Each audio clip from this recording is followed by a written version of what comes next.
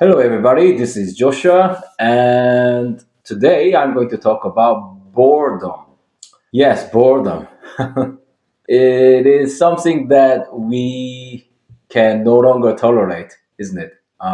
Because we have phones, entertainment at your fingertips. So same for our children too. I'm really concerned. I might have shared this topic earlier in other videos that boredom is like a gateway for creativity, but children can no longer bear the feeling of being bored anymore, and so are the adults.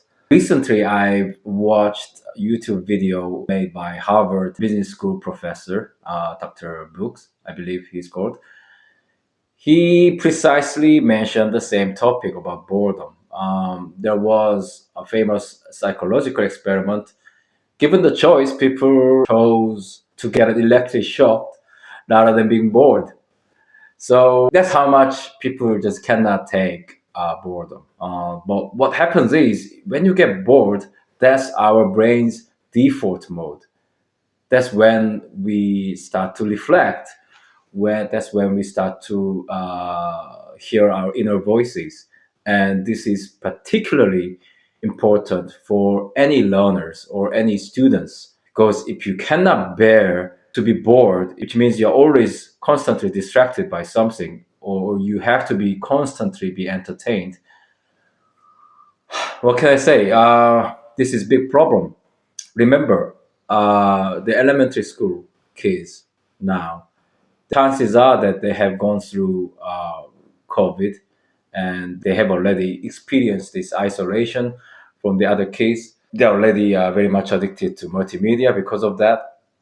And now that they're back at school, they are now learning to socialize again and develop their social skills, but with their phones. Smartphone is always there. And when I see my students taking break or even during the class, they're so inclined to look at their mobile phones. And this is, I think you'll all agree, is driving teachers crazy, right? And we should ban smartphones altogether for age under 16. I think is absolute necessity. Anyway, boredom. We have to deal with it. People need to be bored. I think it's important that parents teach their children to be bored. Just leave them alone to reflect on their thoughts. Take away their phones. Just have them sit still. Just reflect, meditate. 15 minutes a day is the Dr. Brooks recommendation.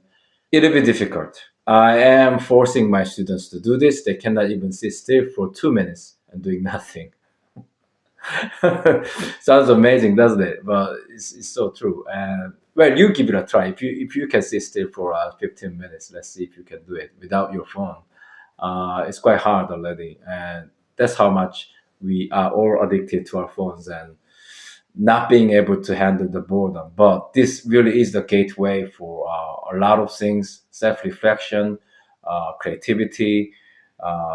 You won't be swayed by so many other things. You will be able to root it deep within yourself. All right, that's peace of my mind, and let's get bored. Bye bye. Two bunnies making new ways.